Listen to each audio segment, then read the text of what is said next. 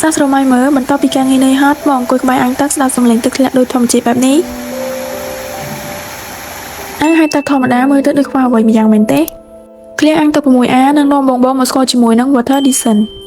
ដែលជាសម្ភារៈសម្រាប់លម្អអាងហែកទឹករបស់បងឲ្យកាន់តែមានសោភ័ណភាពស្រស់ស្អាតរណិត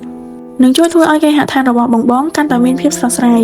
នេះជា Acrylic Waterfall ជាប្រភេទទឹកធ្លាក់ដែលគេតភ្ជាប់ទៅនឹងប្រព័ន្ធ Water ជំរុញទឹករបស់អាងហែកទឹកចំពោះ Water Dyson នេះខាងយើងមានຂະຫນាតចាប់ពី3ទឹកដល់1.2 និងមានកម្លាំង4វ៉ាត់ដល់17វ៉ាត់រំលេចដោយពន្លឺភ្លើង RGB ធ្វើឲ្យអាងហែកទឹកមានពន្លឺកាន់តែស្រស់ស្អាតនៅពេលយប់ផងដែរចំណុចដែលកាន់តែពិសេសនោះ Water Dyson វាមិនត្រឹមតែជួយលើកសម្រស់អាងហែកទឹកតែមួយមុខទេថែមទាំងជួយឲ្យបងបំបត្តិនូវភាពតានតឹង stress ដែលបានស្ដាប់នូវសំឡេងទឹកធ្លាក់បែបធម្មជាតិជាមួយនឹងពន្លឺភ្លើងដ៏ស្រទន់បន្ថែមពីនោះវាក៏បានបង្កើតនូវភាពរីករាយនិងបរិយាកាសជួបជុំគ្រួសារបានយ៉ាងល្អថែមទៀតផង